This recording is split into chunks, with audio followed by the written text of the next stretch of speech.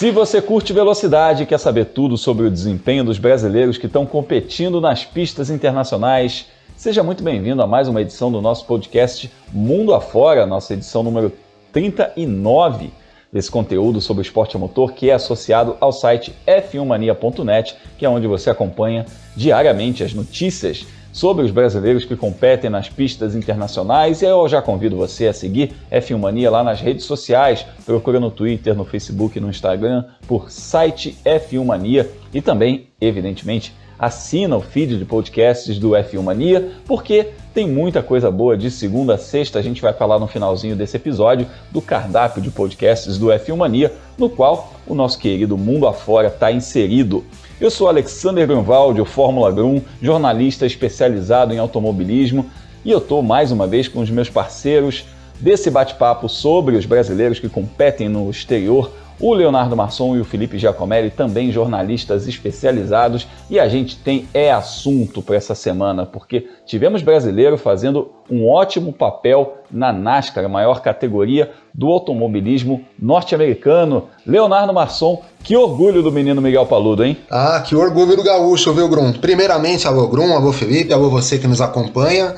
Rapaz, o Miguel fez uma corridaça lá em Daytona, né? Escalou o pelotão, em determinado momento deu a impressão até de que poderia brigar pela vitória. E a gente vai falar bastante dele logo mais. Legal, e também vai ouvir o Miguel Paludo. O Miguel mandou um depoimento super bacana aqui pra gente, contando tudo, contando detalhes, o furo de pneu, como que ele acertou o carro durante a corrida, um depoimento sensacional, exclusivo aqui pra gente, contando detalhes dessa prova dele, desse retorno dele à NASCAR depois de 8 anos, fazendo uma corridaça, saindo de 35º para terminar em 7º lugar. E além de falar de NASCAR, além de falar de Estados Unidos, a gente vai falar também de Europa, porque teve competição importante no kart e que foi vencida por brasileiro. Felipe Giacomelli, mais uma conquista importante do nosso Rafael Câmara, um menino de muito talento que a gente, sem dúvida, tem que ficar de olho nele. Oi, Grum, oi, Léo. A gente já passou pela época da família Senna, da família Fittipaldi, da família Piquet, e agora chegou a família Câmara, né? Rafael Câmara foi campeão da WSK Champions Cup, o primeiro campeonato do kartismo internacional do ano, e a gente vai falar do Sérgio Setti mais tarde também, quando a gente for de Fórmula E.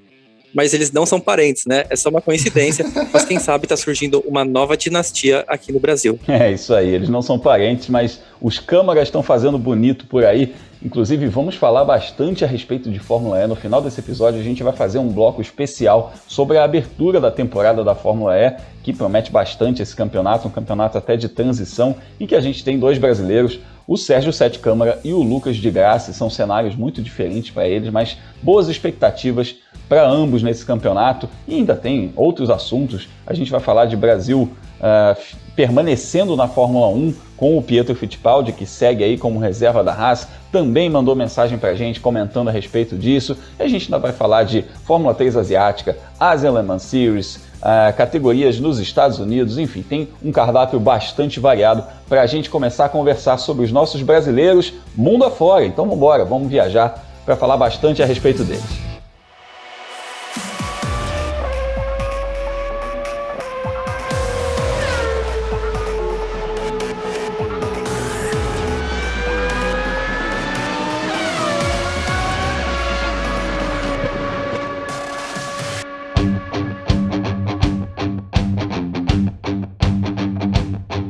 E a nossa viagem começa pelos Estados Unidos, lá em Daytona, onde o Miguel Paludo fez a sua reestreia na NASCAR. Eu não gosto muito desse termo reestreia, né? Porque afinal a gente só estreia uma vez, né? Mas o que a gente viu, a gente pode classificar como uma estreia nesse formato da NASCAR, porque o Miguel Paludo passou 8 anos fora da categoria e o último contato com esse tipo de carro foi lá em 2013, em que ele disputou só 2 corridas nesse campeonato. Ele disputava inclusive outro campeonato, que era a Truck Series, um campeonato de picapes. Então, quer dizer, Nessa configuração atual da NASCAR, em que o carro mudou bastante nesses quase 10 anos, a gente pode dizer sim que o Miguel Paludo está fazendo uma estreia, não nesse campeonato, mas nesse tipo de corrida. Ele teve que reaprender muita coisa. Ele fez uma corrida lá em Daytona, no circuito misto do Daytona International Speedway, e brilhou demais. Chegou em 7º lugar, depois de largar em 35º, a corrida que foi vencida pelo Ty Gibbs. Então, antes da gente analisar essa corrida, ninguém melhor que o próprio Miguel para contar como ela foi. Miguel Paludo, numa mensagem exclusiva para a gente aqui do Mundo Afora, conta como é que foi essa prova cheia de percalços, cheia de emoções, mas que teve final feliz. Fala, Miguel! Fala, galera! Quero comentar um pouco da corrida de Daytona ontem. Foi primeiramente um dia muito especial. O meu retorno na NASCAR depois de 8 anos sem participar da categoria e agora de volta na Xfinity Series ao invés da Truck Series. Então começamos o dia usando o primeiro estágio para mim me adaptar ao carro principalmente. Como a gente falou, não teve treino nenhum, eu não conhecia a pista, não conhecia o carro, não tinha trabalhado com a equipe somente na sede da equipe, não na pista, então a comunicação foi também um ponto importante que a gente desenvolveu durante a prova. E usamos o primeiro estágio para isso, sendo bem cauteloso, procurando não danificar o carro em batidas porta a porta, etc. E deu certo.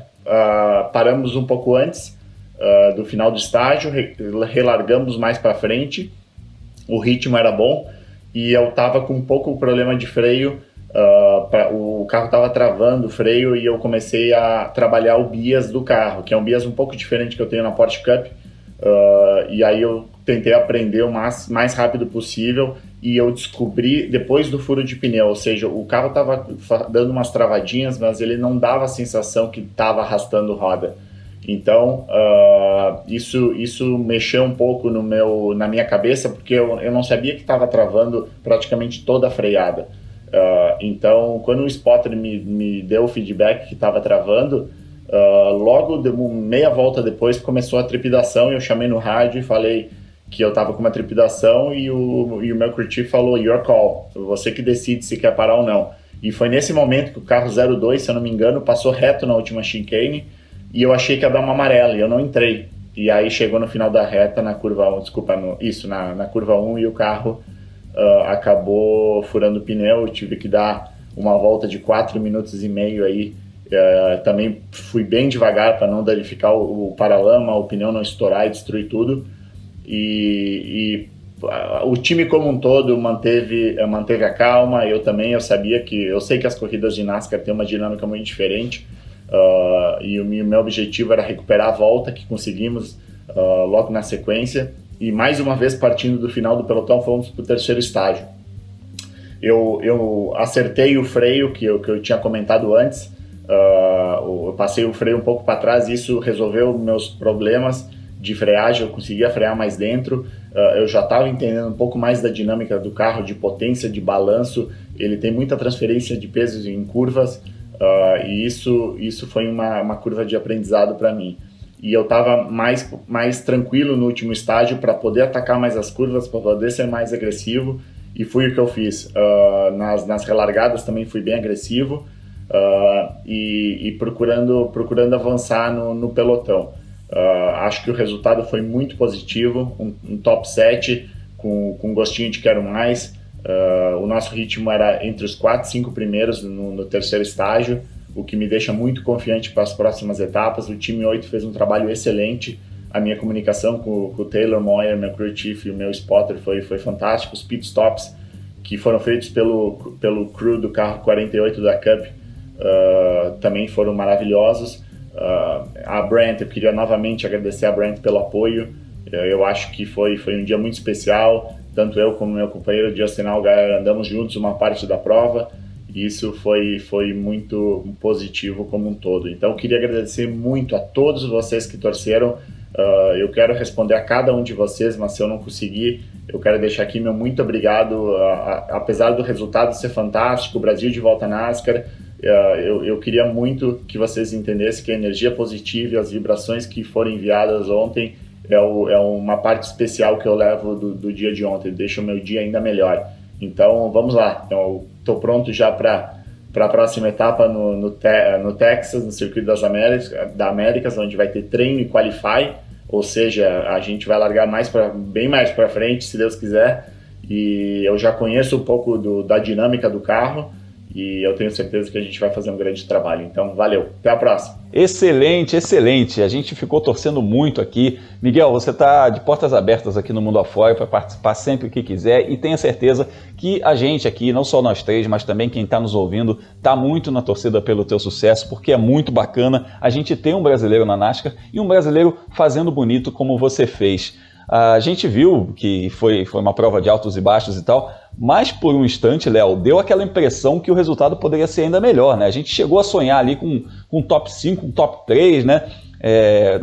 Claro, no final muita coisa acontece, né? A gente viu inclusive o Ty Gibbs indo pro tudo ou nada no final, aquela relargada, penúltima relargada dele por fora, mandou bem demais o menino, a gente ainda vai falar dele inclusive, mas o Miguel fez o mais importante, né? Ele levou o carro inteiro até o final, evoluindo e fugindo de confusões. Pois é, Grum, fugindo de confusões, né? Em uma das confusões que a gente teve, acho que já na primeira prorrogação da prova, ele escapou de pelo menos 3 ou 4 lances em que ele poderia ter batido ali, né, no trecho de misto. Mas se a gente analisar, era esperado que ele conseguisse fazer uma boa corrida. O problema era largar tão de trás em um circuito misto que a gente sabe não é muito a característica da NASCAR e dos pilotos que disputam a NASCAR, principalmente nas divisões menores, né? Vale lembrar, a Xfinity Series é a segunda principal divisão. Mas o Miguel foi perfeito. Começou a escalar o pelotão, né? A gente foi acompanhando volta a volta. Eu precisava fazer o relato da corrida, tanto para a F1 Mania quanto para o pessoal da revista Racing. E acompanhando volta a volta, ele ganhava muitas posições a cada momento.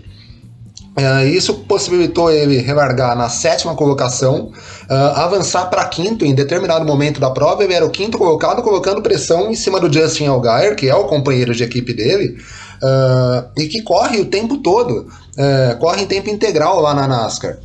Então foi um resultado espetacular mesmo. Ele teve o problema do furo de pneu, precisou escalar o pelotão mais uma vez, então chegando, né? Para usar um termo até um pouco mais feio, chegou com o pé na porta. E isso faz com que a gente tenha uma expectativa muito boa para as próximas 2 corridas dele. Ele vai correr só, né, mais 2 vezes, também em misto, mas com esse desempenho que ele apresentou, com a capacidade do carro, vai lembrar, apesar de ser um carro da Junior Motorsports, que é uma das equipes grandes lá da Xfinity Series, é um carro de chassi de 2019, não é um carro com um chassi desse ano como o dos outros companheiros dele. Então ele conseguiu um desempenho espetacular e traz pra gente uma expectativa de ter boas atuações tanto lá no Circuito das Américas quanto em Mid-Ohio. O grande problema, por conta da pandemia, a NASCAR sorteia o grid, né? Não há treinos nem classificação, eles partem para a corrida direto. Como o Miguel não é um piloto regular da categoria, ele vai ter que largar de trás também. Mas a expectativa para as próximas é das melhores, viu, Grum? Olha, você falou o negócio de chutar a porta. Cara, me se tratando de NASCAR, isso não é ruim, não. Eu vou te falar que isso é até uma qualidade, né? A NASCAR tem aquele perfil meio vale tudo, né? A gente vê pelas relargadas, pelos Big Ones e tudo mais, o pessoal se esfregando. Aliás, você comentou nessa penúltima relargada aí que o Miguel fugiu do monte de confusão ali. Foram, assim, umas 4 ou 5 curvas seguidas em que a gente ficava procurando o carro vermelho e, de repente, a gente achava o carro vermelho e falava, ufa, o Miguel escapou. Aí deu uma câmera de cima que parecia, lembra do River Raid, aquele videogame antigo? Que o aviãozinho ia fugindo das barreiras, ele tava meio assim, cara, porque o pessoal tava se pegando. Então esse perfil cabeça que ele tem foi muito positivo, né, para ele ter esse resultado também. Foi aquela coisa, né, essa relargada a gente via, depois eles mostraram uma câmera de drone, né, e quando a gente pôde ver o que o Miguel fez, a gente ficava, eu não vou usar o termo que eu usei assistindo a corrida, né, mas... Não, pelo amor de Deus, né, aqui tem a gente pode estar ouvindo em qualquer horário esse podcast, né. Mas a gente pensava, vai bater, não bateu, né, e não bateu mesmo, e isso foi vital para ele conseguir esse top 10, né, conseguir essa 7ª posição. Ele relargou em 14º nesse momento, e quando a bandeira amarela entrou novamente, né, foi acionada mais uma vez, ele estava em 9º. Então, muito deve ter conseguido esse 7º lugar. Depois, na última relargada, ele ganhou mais 2 lugares, né? Mas muito deve ter conseguido esse 7º lugar foi por conta de escapar desses acidentes da penúltima relargada da prova. É verdade. E isso que você falou a respeito do sorteio de grid, eu vou até perguntar aqui para o Felipe a respeito disso, né? Porque ele vai ter mais 2 corridas, né? E se nada mudar, ele tem que largar por conta desse sorteio de grid, ele vai largar lá de trás, né? Dá para esperar, Felipe, de novo, desempenhos como esse de Daytona? Você acredita que o Miguel, nessas pistas, que são pistas um pouco mais complicadas, né? Não tem esse perfil roval que eles chamam, né? Meio misto, meio road course, meio oval. Ele vai conseguir repetir esse tipo de desempenho? O Grum, depende. No Circuito das Américas, eu acho que sim. O Circuito das Américas é uma pista nova, né, no calendário da NASCAR, e ainda mais nesse ano, né, que as equipes praticamente não têm tempo de treinar. Vai ter, só como uma pista nova, realmente vai ser uma exceção, né, vai ter os treinos livres e a classificação, mas nas outras etapas do ano não tá tendo, né. Em Daytona, por exemplo, o Miguel contou pra gente todo esse drama que ele teve para acertar o carro, mas é uma pista nova, então as equipes não sabem exatamente por onde começar. Elas têm muito, assim, dados de simuladores, dados de outras categorias que correm também no Circuito das Américas, mas como você começar a acertar o carro, como que você vai fazer esse trabalho, tá todo mundo assim começando do zero, e aí é uma situação que pode favorecer sim o Miguel Paludo, que ele vai perder, né, essa questão de ir evoluindo etapa após etapa, porque ele não tá correndo, enquanto a grande maioria dos pilotos do campeonato vão estar disputando, né, por exemplo, o Allmendinger, o Austin Cindric, que são pilotos super favoritos em circuito misto, eles vão disputar todas as etapas da NASCAR Xfinity agora em 2021. Em Mid-Ohio complica um pouco. Mid-Ohio é uma pista que já está no calendário da Xfinity faz alguns anos, né? Então a gente tem a expectativa que as equipes que andam constantemente nesse campeonato, né? O caso da equipe Joe Gibbs, né, que ganhou nesse fim de semana, é o caso da Penske, é o caso da Kaulig, né, que tem o Allmendinger como um de seus pilotos, eles possam estar mais fortes em Mid-Ohio. Mas o mais talento o Paludo mostrou que tem, tanto que ele só não é o melhor piloto da JR Motorsport na classificação da Xfinity por um ponto, ele está um ponto atrás do Justin Allgaier, e ele não correu em Daytona, né, no oval. Então você vê que só nessa comparação, como ele se adaptou rápido ao equipamento, esses 8 anos que ele ficou longe da NASCAR praticamente não fizeram diferença. Ele se adaptou realmente bem ao equipamento, eu fiquei muito feliz de ver isso, né? Você mencionou a coisa de Austin ser uma pista nova, das equipes ainda precisarem um pouco de adaptação, e eu coloco mais um elemento nisso daí, que a gente falou meio zoando no episódio passado, mas tem um fundo de verdade, né? O Léo mencionou no episódio passado, quando a gente comentou sobre essa volta do Miguel, que os pilotos tradicionais de NASCAR, aqueles acostumados aos ovais, quando tem negócio de pisar no freio e virar para a direita, eles se atrapalham um pouco. A gente fala em tom de zoeira, mas isso é sério, né? São caras que são muito bons em oval, o oval é um negócio muito técnico, eu respeito demais o oval, mas uma coisa é costume, e os caras não têm esse costume de fazer circuito misto com essa frequência que o Miguel tem da carreira inteira, um piloto de muito sucesso, com 6 títulos na Porsche Cup brasileira, que já fez muita coisa. Então é um piloto que tem um repertório muito maior em circuito misto, e isso pode favorecer ele também. E eu quero, para a gente fechar esse assunto da NASCAR Xfinity, eu quero só mencionar aqui que o Miguel Paludo, ele volta à pista ele volta a competir na pista de Austin no dia 22 de maio, né, que ele vai fazer apenas 3 corridas esse ano, mas você que está ligado aí na NASCAR, vai ver o campeonato inteiro, fica ligado no menino que ganhou, chamado Ty Gibbs, que ele ganhou com o carro da Toyota. É um menino de 18 anos, nasce uma estrela na NASCAR, você vai ver muito esse menino brilhando ainda. Ele ganhou, só para vocês terem ideia, que o segundo colocado na corrida foi o Austin Cindric, que é um piloto que já mostrou muito valor também, e o Ty Gibbs abriu um boqueirão no final, né? Não tinha como o Austin Cindric pegar mais, e foi um corridaço. A gente ainda vai falar muito aí dessa nova geração, é muito bacana a gente ver uma nova geração surgindo, não só na Europa, rumo à Fórmula 1, na própria Fórmula 1, que a gente tem nomes aí, meninos de 20 e poucos anos andando muito, já ganhando corridas, mas na NASCAR também a gente tem novos valores. Então vamos ficar de olho, a gente vai falar bastante a respeito desses pilotos. Bom, hora da gente viajar dos Estados Unidos para a Europa, então vamos embora para a Itália para falar de kart.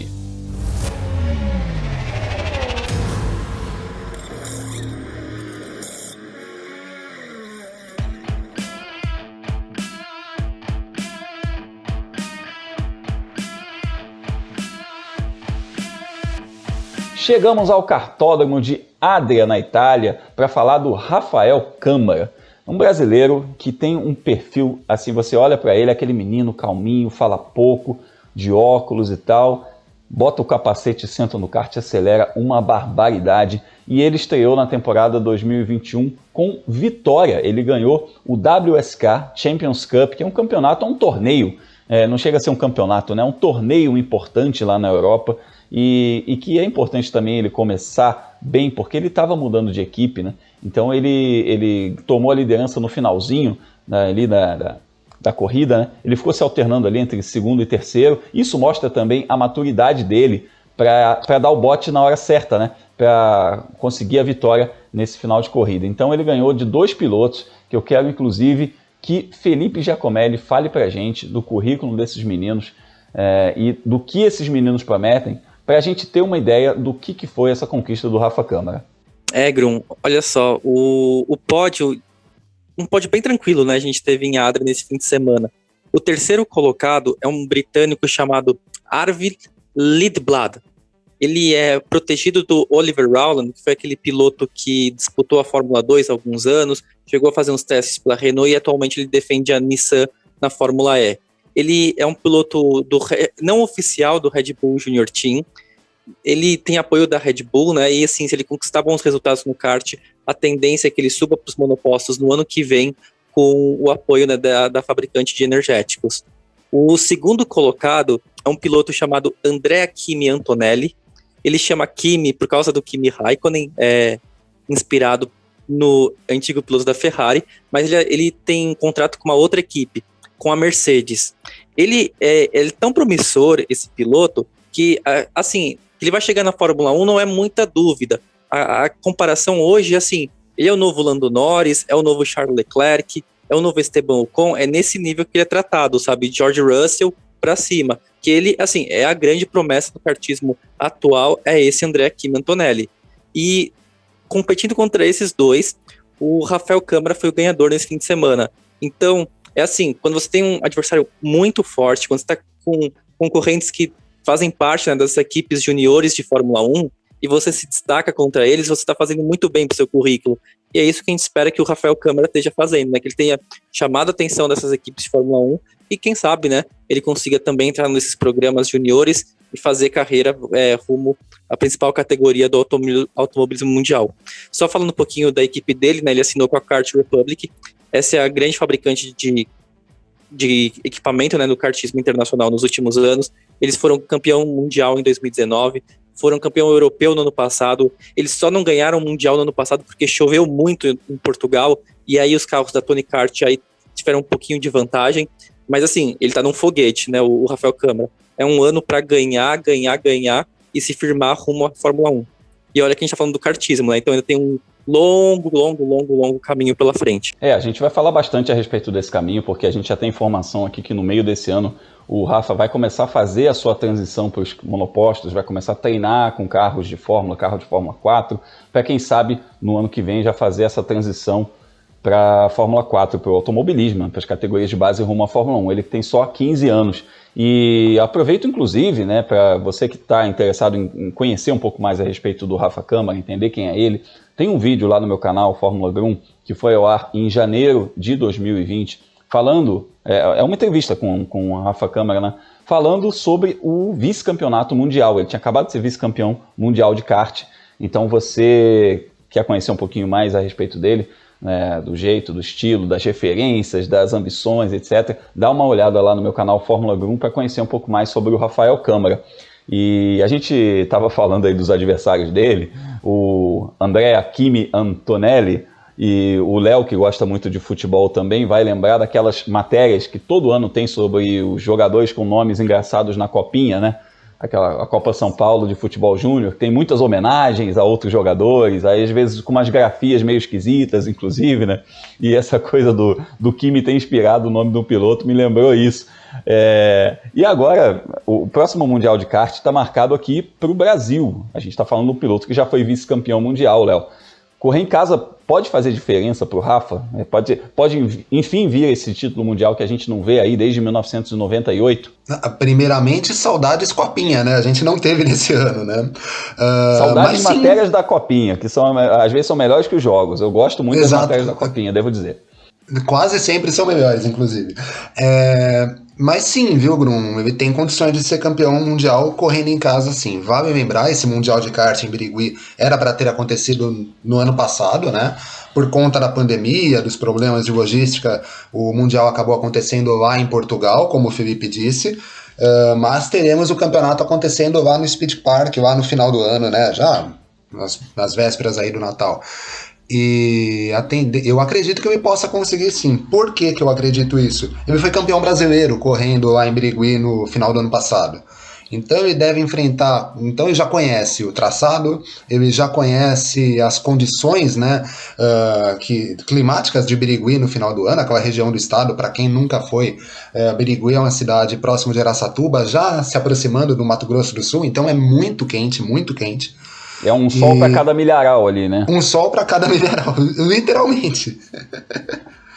Mas então ele já conhece a pista, já conhece a estrutura do local, né? A gente não sabe exatamente qual vai ser o traçado, mas eu creio que não deva haver grandes diferenças do que foi para o brasileiro no final do ano. Então, conhecimento de pista, isso pode fazer representar uma grande vantagem para o Rafael.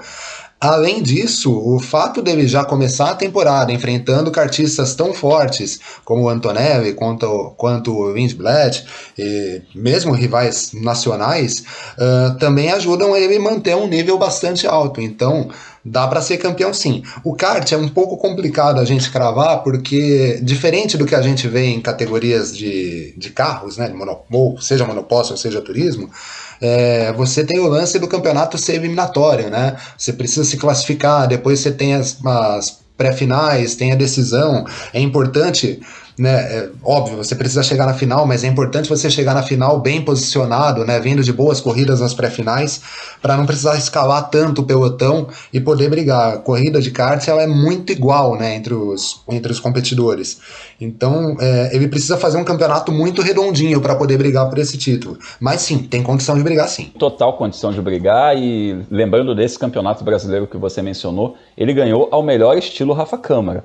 Quem viu a corrida, foi exatamente isso que ele fez nesse fim de semana. Ele veio cozinhando os adversários, veio ali entre as primeiras posições e tal, e no final deu o bote. Ele não estava ali nem na segunda posição, na terceira posição, ele veio cozinhando e conseguiu, no finalzinho, ganhar essa corrida e, consequentemente, ganhar esse campeonato. Então o Rafa Câmara é um menino para a gente ficar muito de olho, é um grande talento que a gente tem aí para os próximos anos. Vai demorar ainda, né? A gente está falando de uma caminhada que ainda vai começar nos carros de Fórmula, ainda vai para a Fórmula 4, Fórmula 3, Fórmula 2, então quer dizer, ainda tem uns anos pela frente, mas é para a gente ficar de olho rumo à Fórmula 1. E ele vai voltar à pista para a primeira etapa do WSK, que é o campeonato em si, já nesse final de semana, de novo em Adria, e a gente evidentemente vai acompanhar tudo.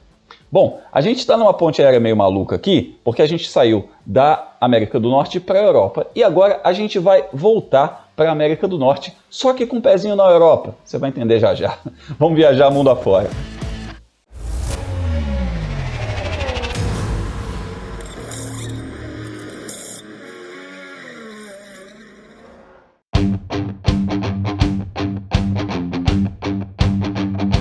Chegamos a Canápolis, sim, a base da equipe Haas de Fórmula 1, para falar que o Brasil continua com um piloto na categoria máxima do automobilismo. Calma, ainda não é do jeito que a gente quer, mas o Pietro Fittipaldi foi anunciado pelo time americano nessa semana como piloto reserva e de testes para 2021, que é uma função que ele já vem fazendo desde 2019, ele está integrado à equipe desde 2018, fez testes, mas essa função de piloto reserva e de testes ele tem desde 2019 e inclusive disputou no ano passado as duas últimas corridas, substituindo o Romain Grosjean, que estava lesionado, né, por causa daquele acidente que todo mundo viu, e fez um ótimo papel dentro das possibilidades da Haas no Bahrein e em Abu Dhabi. Agora ele volta a ser reserva do time, que vai ter como titulares a dupla Nikita Mazepin e Mick Schumacher. Vamos ouvir o Pietro Fittipaldi sobre essa novidade aí e na volta a gente comenta. Fala, Pietro!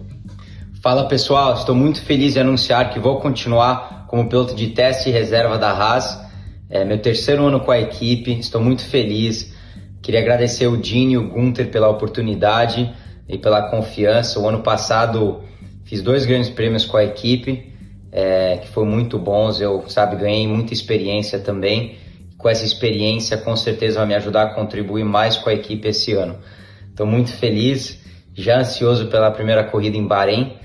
E é isso, vamos com tudo. Vai ter mais novidades sobre meus planos de corrida para 2021 em breve, então fiquem ligados. Um abraço a todos e valeu pelo apoio. Valeu demais, que seja mais um ano de muito sucesso e a gente tá de ouvido atento aí por esses negócios que você falou aí, de mais novidades para a sua temporada, vem mais coisa por aí, a gente está de olho também nisso, porque Pietro deve fazer algumas corridas esse ano, deve disputar um campeonato e em breve a gente vai ter novidades a respeito.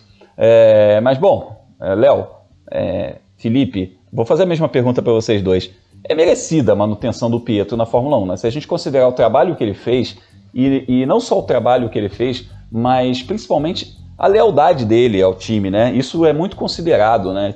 A galera perdeu um pouco esse costume, né? De valorizar a lealdade e fidelidade nos últimos anos, principalmente nesse ambiente do automobilismo, mas que bom que a Haas reconhece isso e segue com o Pietro lá. Ah, sim, Bruno, ele, como você acabou de dizer, foi muito leal, né? Ele soube esperar a vez dele e foi premiado, né? Óbvio, ninguém quer entrar numa vaga de um piloto que se lesionou, ainda mais na condição que o Grosjean se lesionou.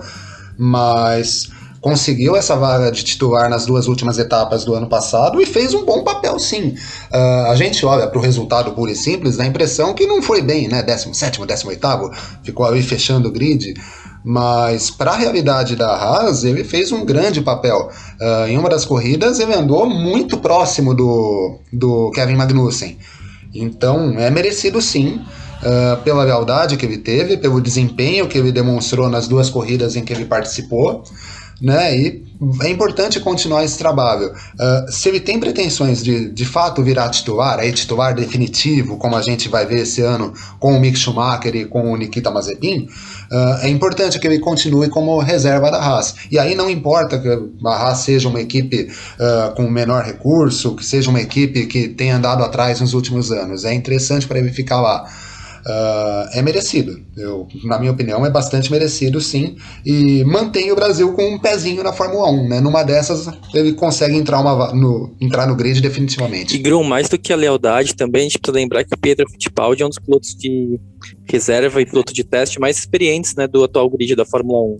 Talvez só o Kubica seja um pouco mais experiente que ele, mas o Pietro já faz anos, né, que participa de pré-temporada, participa de treinos pela Haas com o carro, né, o carro mais recente da equipe durante o campeonato. Então, em uma temporada em que a equipe americana está com 2 novatos, o Schumacher e o Bin, é muito importante você ter um piloto que já conheça como a equipe funciona e como que é a Fórmula 1 em si, né? Não só, eventualmente, precisando substituir um dos titulares, o que é raríssimo, a gente viu acontecer no passado, mas é raríssimo, a verdade é essa, mas também para conseguir direcionar um pouco o desenvolvimento do equipamento ao longo do ano. Você mencionou esses testes, se eu não estou enganado, ele já participou de 7 sessões de teste, sem contar os finais de semana de GPs em que ele fez aí, né, evidentemente, ele fez os treinos livres, classificação, enfim, mas se eu não estou enganado de cabeça aqui, eu puxo 6 ou 7, acho que 7 sessões de treinos que ele fez com a Haas, contando pré-temporada, contando aqueles treinos de novatos, contando aqueles treinos de meio de temporada. Então realmente vai ser muito importante o trabalho dele no desenvolvimento desse carro, né?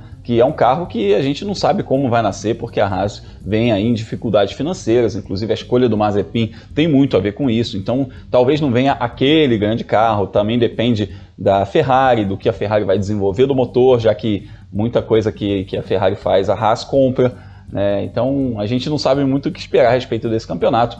Pode ser que a Haas fique na última posição no Mundial, é um risco real, sim, mas que o Pietro contribua de alguma maneira dentro desse cenário, né, dentro das possibilidades, relativizando tudo isso, que ele contribua para o sucesso da Haas. Bom, a gente tem um cenário aí que a gente tem um brasileiro com um pezinho lá na Fórmula 1, que a gente tem um brasileiro com um pezinho na NASCAR, a gente tem brasileiros rumo à Fórmula 1 em boa situação, desde o kart que a gente mencionou aqui, a gente falou agora há pouco do Rafa Câmara, mas também a gente tem brasileiros muito bem aí na Fórmula 4, na Fórmula Regional, na Fórmula 3, na Fórmula 2. Então, quer dizer, nosso caminho até a Fórmula 1 está muito bem pavimentado aí, a gente tem bons valores, mas também no automobilismo elétrico a gente tem gente muito boa. Então a gente vai sair de novo dos Estados Unidos para viajar para a Arábia Saudita, porque o assunto agora é Fórmula E.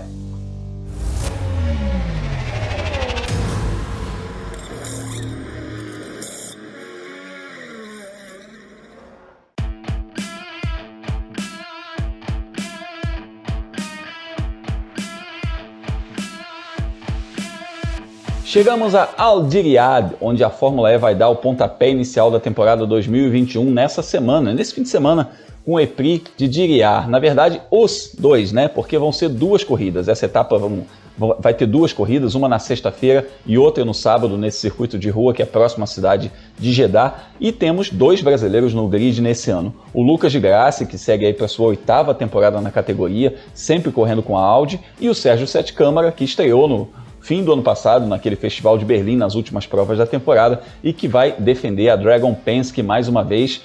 Atente-se, Dragon Penske, tem um Penske aí, a gente vai falar um pouco sobre isso. Mas a gente vai começar falando sobre o Lucas de Grassi, que é um piloto mais experiente, um piloto que inclusive já foi campeão da categoria, e que, se nada mudar nesse cenário que a gente está falando aí, ele vai para a última temporada dele com a Audi, já que a Audi já anunciou que está de saída do campeonato. No fim dessa temporada, vai embora da categoria, pelo menos como equipe oficial. A gente não sabe ainda se fica fornecendo equipamento para outras equipes.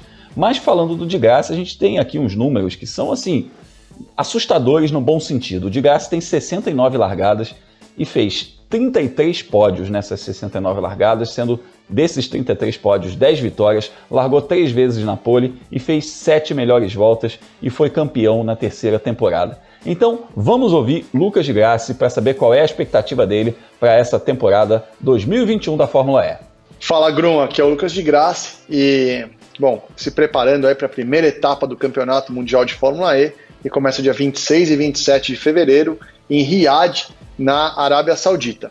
E, expectativa para esse campeonato é ser muito apertado, muito acirrado. Eu acho que todas as equipes evoluíram muito o carro para o mesmo regulamento técnico que a gente teve nos últimos anos. Então, na verdade, a mesma potência máxima na classificação, mesma potência de corrida, a mesma energia. Então, acho que as equipes estão otimizando o seu carro e por isso que eu acho que a diferença entre os carros deve diminuir e ficar o grid cada vez mais apertado. Isso significa mais ainda chance de você ter diferentes vencedores, ser mais difícil pontuar com regularidade e esse sistema da classificação da Fórmula E, que é dividido em grupos, a classificação são divididos em 4 grupos de 6 pilotos, sendo que os primeiros 6 do campeonato sempre pegam a pista na pior condição. Isso é mais uma força para equalizar o campeonato, para chegar nas últimas etapas com disputa. Esperamos que seja diferente do ano passado, que teve essa 6 etapas em 8 dias, que foi algo totalmente diferente do que a gente está acostumado na Fórmula E. E a Audi, pela primeira vez, fez o powertrain inteiro dela, desenvolvido em casa, desenvolvido do zero, desenhado e construído pela Audi. Infelizmente, vai ser o último ano da Audi, da Fórmula E. A Audi já anunciou sua saída no final desse ano. Então, mais um motivo aí para a gente sair por cima, tentar vencer o campeonato, tentar vencer corridas, vencer o campeonato de equipes, e eu estou bem confiante que o nosso carro vai estar melhor do que estava no ano passado. Como que a galera que está assistindo esse vídeo pode ajudar? A Fórmula E é a única categoria do mundo que tem o famoso Fan Boost, que é bem controverso, porém é uma ferramenta interessante que os fãs podem interagir com os pilotos, escolhendo os 5 melhores, os 5 pilotos favoritos para serem recebidos com esse fan boost, com esse boost, com essa potência extra que você pode usar por alguns segundos na corrida para atacar ou defender. Então não esquece de entrar lá e votar para os pilotos brasileiros, especialmente para mim, se você quiser, ficaria muito agradecido. E Grum, então é isso, um campeonato que vai ser muito difícil. Essa primeira etapa em Riad vai ser a primeira corrida à noite, a gente vai ter 2 provas à noite, na sexta à noite e no sábado à noite, primeira e a segunda etapa do campeonato, e uma pista que a gente já conhece, apesar de ter algumas modificações. É uma pista que já é a 3ª, 4ª corrida que a gente faz nessa pista de Riad, uma pista muito difícil, uma pista muito rápida, e uma das minhas favoritas na Fórmula E. Então vamos lá, torcer, tentar mais uma vez levantar a bandeira do Brasil no lugar mais alto do pódio, conseguir bons pontos, um bom começo de campeonato, começar com o pé direito, e é isso aí, ir para cima e tentar vencer pela 2ª vez o Campeonato Mundial de Fórmula E. Grande abraço a todos, grande abraço Grum, grande abraço a todos que estão assistindo esse vídeo, e vamos lá ficar na torcida. Valeu! Valeu, Lucas. Sucesso aí mais uma vez. A gente está na torcida para que você mais uma vez dispute esse título, né? Para a gente ter o Brasil mais uma vez disputando esse campeonato. O Brasil que já teve Nelsinho Piquet vencendo, inclusive, a primeira temporada, o próprio Lucas de Grassi ganhando a terceira.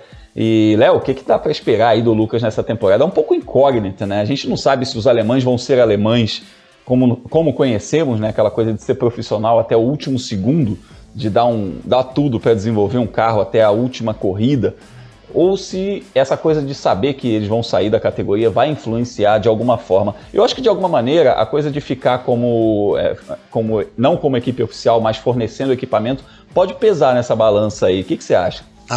Eu vejo a Audi brigando até o final, viu, Grum? Não imagino eles tirando o pé no meio do campeonato, ou então por ser a última temporada deles como equipe oficial fazendo qualquer coisa, não. Imagino que eles vão brigar até o fim, sim.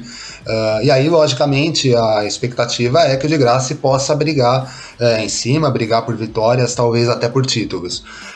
O que ele precisa, ano passado ficou muito marcado por dois motivos, né? O Lucas não conseguiu se classificar bem. O esquema de classificação da Fórmula E é muito complicado para pilotos que costumam ter bons resultados nas corridas, né?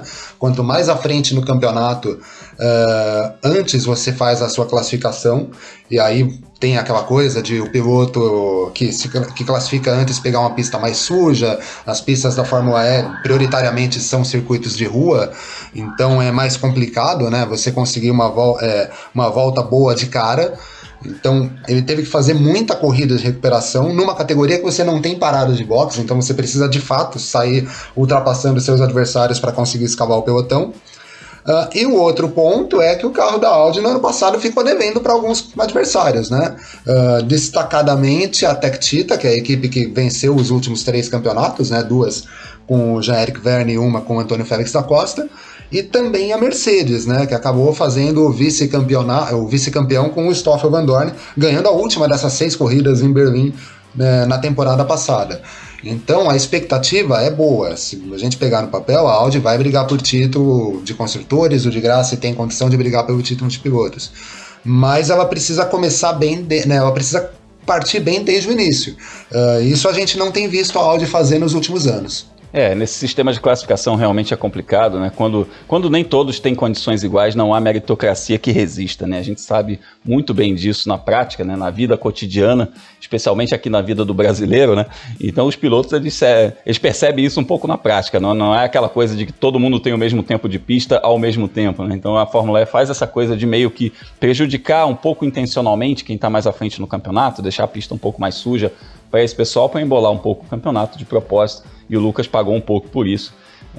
A gente viu que ele não chegou na última corrida em condições de brigar pelo título, embora tenha feito um campeonato consistente e tenha de fato brigado por esse campeonato com um equipamento inferior. A gente viu que em 2020 ele não chegou à última corrida brigando, muito por conta disso também. Agora a gente vai falar do Sérgio Sete Câmara. Eu vou passar a bola para o Felipe daqui a pouquinho para a gente falar a respeito disso. E o Serginho também mandou uma mensagem pra gente, né? Ele vai disputar a temporada completa pela primeira vez na Fórmula E, depois de correr lá no Festival de Berlim. Vamos ouvir a mensagem dele e aí a gente conversa a respeito dessa estreia em tempo integral na Fórmula E do Sérgio Sete Câmara. Fala, Serginho! E aí, pessoal, tô aqui no quarto do hotel em Riad, fazendo minha quarentena. Eu já esperei mais de 48 horas, hoje de manhã finalmente fiz o meu teste de PCR. Aqui a gente teve que aguardar antes disso. E agora eu tô esperando ansiosamente aqui o meu resultado, que se Deus quiser vai sair negativo.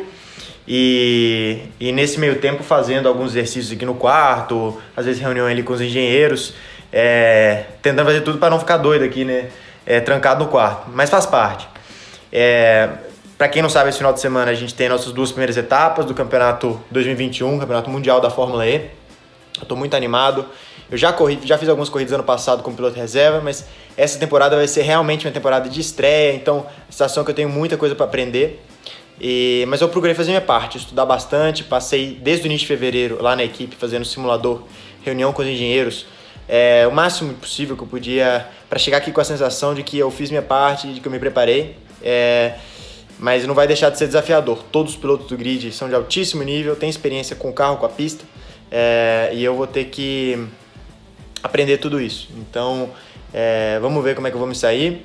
Eu vou estar passando o máximo de coisa para vocês aí pelas redes sociais. Quem quiser me seguir, @Sergio7Câmara. Lá vai ter coisa de bastidor aqui, que eu tento postar, resultados. E também vai estar sendo transmitido em mais de um canal de TV aí no Brasil. Eu conto com a torcida de vocês. Vou fazer o meu melhor aqui. Um abraço. Valeu, bem completo, bem didático. O Serginho tá animado para essa temporada. É bacana a gente esperar aí um bom campeonato dele.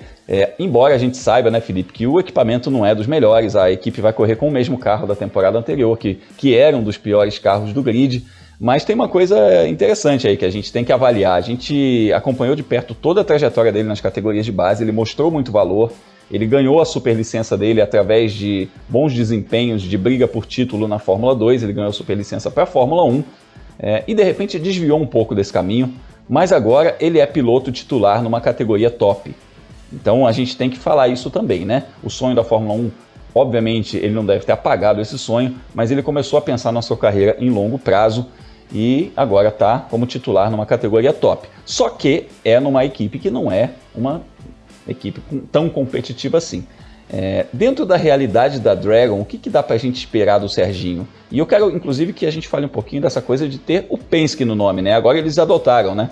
Agora, oficialmente, é Dragon Penske. Grum, a Dragon mudou de nome muitas vezes ao longo da história dela na Fórmula E, já foi chamada de Faraday, né? A Faraday já fechou as portas, inclusive.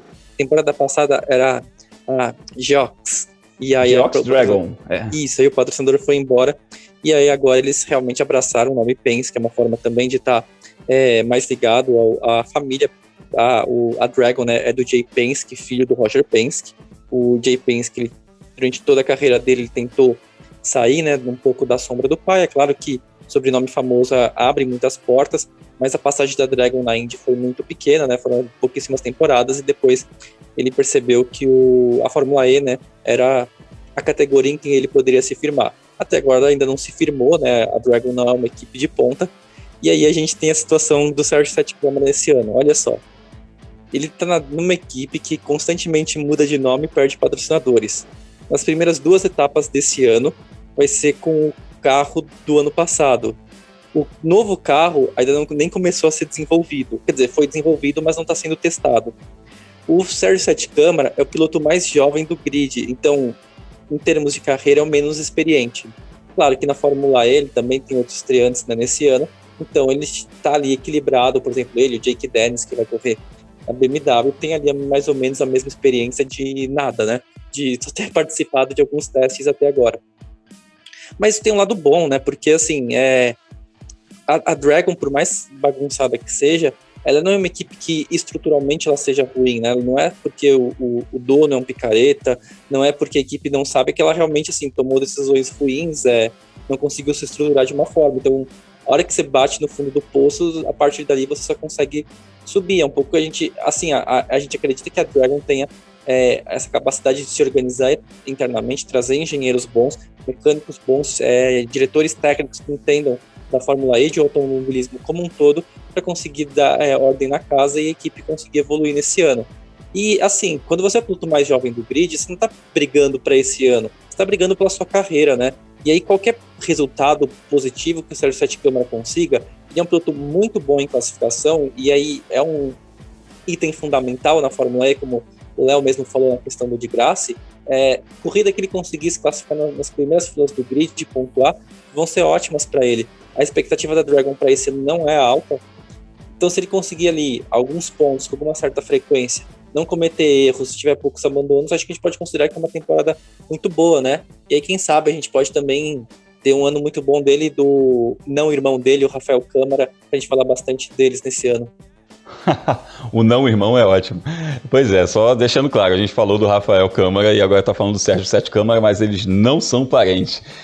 O Rafael Câmara é de família pernambucana e o Sérgio Sete Câmara é de família mineira, mas ambos apaixonados aí pelo automobilismo, têm a veia do automobilismo. E de tudo isso que você mencionou, Felipe, me chama a atenção a coisa de ser, de não ter cobranças. Isso é muito bacana, porque o Sérgio, com a juventude, com a equipe que ninguém espera nada, qualquer coisa que ele fizer vai ser digna de nota. Isso é muito bom, né? Vai valorizar o trabalho dele, mas ao mesmo tempo, se ele não fizer, também ninguém vai cobrar, porque todo mundo sabe que é uma tarefa muito difícil. Então ele vai poder amadurecer sem ter aquela pressão que a gente viu, por exemplo, quando o Barrichello teve que, entre muitas aspas, substituir o Ayrton Senna, porque as pessoas enxergaram assim imediatamente, e a gente via que o Rubinho era um piloto muito bom, muito talentoso, mas um piloto em desenvolvimento. Que aí, de repente, o pessoal tirou o holofote de cima do Senna, que era um dos maiores de todos os tempos, na minha opinião, o maior de todos os tempos, para jogar num piloto que estava em desenvolvimento, né? E aí gerou uma cobrança muito grande. E a gente viu isso acontecer até com o próprio Felipe Massa, né? O Felipe Massa, ele teve o seu tempo de maturação na Fórmula 1, seu tempo de desenvolvimento, fazendo lá as suas lambanças, às vezes nas primeiras corridas, afoito, menino ainda, enquanto o Rubinho estava na Ferrari e todo mundo estava olhando só para o Rubinho, então ninguém cobrava muito do Massa. Então vai ser bacana o Serginho ter a figura do Di Grassi como um piloto aí para disputar campeonato, um piloto campeão, um piloto em que as pessoas esperam alguma coisa, enquanto ele se desenvolve. E é um desenvolvimento realmente, como você disse, é um desenvolvimento de longo prazo. E falando desse fator Penske aí, agora, nesse momento exato, nesses próximos aí talvez 3 anos, a Penske está muito voltada, as organizações do Roger Penske na família, eles estão muito voltados para a coisa da estruturação dos negócios. Então, só lembrando para o pessoal que talvez não esteja ciente, o Roger Penske comprou a Fórmula Indy, comprou o Autódromo de Indianápolis e comprou todo o esquema de geração de imagens, de broadcast da categoria. Então isso significa uma operação gigantesca, não só uma operação caríssima, mas uma operação gigantesca, tanto que ele tirou a equipe da IMSA com o título, foi campeão e tirou a equipe da Supercars, que é a Stock Car australiana, para concentrar mais forças aí nesses campeonatos em que ele disputa, que são a Fórmula Indy e a NASCAR. E aí o que a Fórmula E tem a ver com toda essa história? A gente está falando do futuro que tem muito para caminhar para o lado elétrico. E aí o Jay Penske é uma figura que pode entrar com muito protagonismo nisso, porque a Penske tem planos sim de ser uma montadora de carros elétricos. A Penske já é uma empresa hoje de transporte, de logística e de concessionárias de carros por toda a América do Norte. Então o negócio de automóveis já é um negócio da Penske, já está enraizado no DNA da família Penske. E quando essa coisa dos carros elétricos entrar, a equipe Dragon pode ser uma equipe integrada a uma montadora de carros elétricos. Então isso pode ser muito interessante para o futuro. E aí eu diria a vocês que, somando tudo isso que a gente falou, da coisa de não ter cobrança, da coisa de poder se desenvolver, da coisa de ter um futuro aí com os carros elétricos nas ruas, eu acho que o Serginho está muito bem encaminhado, está no lugar certo, na hora certa. Então a gente vai acompanhar essas corridas nesse fim de semana. Então, falando de novo aí, sexta e sábado. As corridas não são sábado e domingo, viu, gente? Sexta e sábado no horário brasileiro, 14 horas. É isso, meus amigos, 14 horas no horário brasileiro. Conferem? 14 horas no horário brasileiro, Grum. Isso aí. Então na a gente TV vai Cultura. Na TV Cultura. Aliás, muito bem lembrado, grande novidade. O pessoal se acostumou a ver na Fox Sports, a partir desse ano vai ser na TV Cultura. Estou curioso para ver isso também. A gente vai ficar ligado, vai participar muito nas redes sociais. E você que está nos ouvindo, participa nas redes sociais, conversa com a gente no Twitter durante as corridas. A gente vai postar lá com a hashtag Mundo Afora também, vai falar sobre a Fórmula E, vai falar sobre tudo do automobilismo internacional, mas acompanhe essas corridas com a gente, troca ideia lá no Instagram, no Twitter, para a gente falar bastante a respeito disso no próximo episódio, no nosso episódio número 40, na semana que vem. Então, vamos lá arredondar esse podcast com a nossa volta final.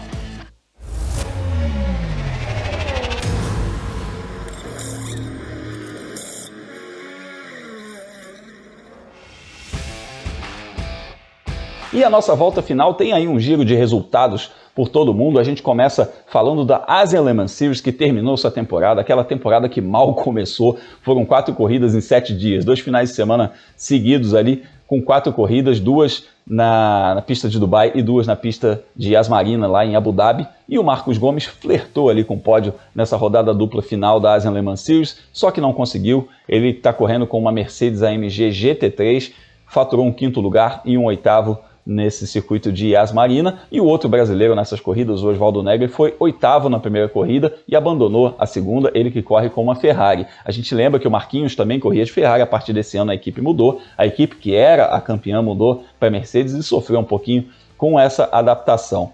E o título ficou com a equipe Precolt Herbert, foi campeã no GTS, e se não deu o brasileiro campeão na pista, teve brasileiro campeão fora da pista. Esse time que ficou com título nessa classe GTS conta com a engenheira brasileira Tamires Lustosa, que ajudou essa equipe formada pelos pilotos Ralf Bohan, Alfred Henauer e Robert Henauer a serem campeões da Aisin Le Mans Series, e esse título dá uma vaga para Le Mans. Então a gente vai falar também bastante ao longo do ano a respeito das 24 horas de Le Mans. Ainda lá na Ásia a gente falou dos brasileiros que correram em Yas Marina pela Aisin Le Mans Series, mas em Yas Marina também teve a decisão da Fórmula 3 asiática e o Roberto Faria foi o nosso representante. Ele disputou essa temporada como uma preparação aí para a Fórmula 3 inglesa, que ele vai disputar em 2021. Ele teve como melhor resultado o 8º lugar na segunda corrida desse fim de semana. Foi o 15º no campeonato, com 10 pontos, de um campeonato que teve participação aí de pilotos que já têm muito mais experiência. É bom a gente frisar que existe uma corrida pela superlicença e que os pilotos que disputam categorias como a Fórmula 2, por exemplo, disputaram também esse campeonato. Tanto que o campeão foi o chinês Guan Yu Zhou, que fez 257 pontos, ele que vai disputar a Fórmula 2 esse ano, que é piloto da academia da Renault também. O Gerhard Daruvala, piloto da academia da Red Bull, foi o 3º colocado nessa temporada da Fórmula 3 asiática. Então é um campeonato que é uma categoria de base, mas que conta com pilotos mais graduados. Então é bacana o Roberto Faria também ter esse contato com pilotos mais experientes para ele se desenvolver. Nos Estados Unidos a gente teve a abertura da Trans Am lá em Sebring, que é um campeonato, aquele campeonato dos muscle cars, dos V8, os carros potentes que os americanos adoram. E o brasileiro Rafa Matos, que está radicado nos Estados Unidos já tem algum tempo, chegou em 2º lugar, logo à frente do Mike Skin, o atual campeão dessa categoria que ele compete, que é a TA2. A corrida foi vencida pelo Thomas Merrill. Então, nesse momento, temos o Rafa Matos como vice-líder do campeonato. Ele que está tentando esse título e em breve vai participar também aqui do Mundo Afora. Amigos, vamos chegando aí ao finalzinho, vamos vendo aí já quase a bandeira quadriculada de mais um episódio do Mundo Afora, mais um papo muito bacana. Leonardo Masson, para a gente se falar nas redes sociais aí com a galera. Pode me procurar tanto no Twitter, quanto no Facebook, quanto no Instagram, por Leonardo Masson. Lá a gente fala bastante das corridas, eu falo do meu trabalho tanto na F1 Mania quanto na revista Racing. Enfim, estamos lá trocando uma ideia, né? Final de semana a gente vai ter mais um final de semana bastante movimentado aí, com diversas corridas envolvendo brasileiros e não envolvendo brasileiros. Então a gente vai conversar bastante por lá, Grum. É isso aí, a gente vai ter também a agenda da velocidade, né, Felipe? Grum, se tem carro na pista, tem a agenda da velocidade, né? É um post que eu faço no meu blog, na World of Motorsport, em que eu coloco os horários, o resultado e onde assistir a cada sessão de pistas que acontece nas principais categorias do automobilismo mundial no fim de semana, né?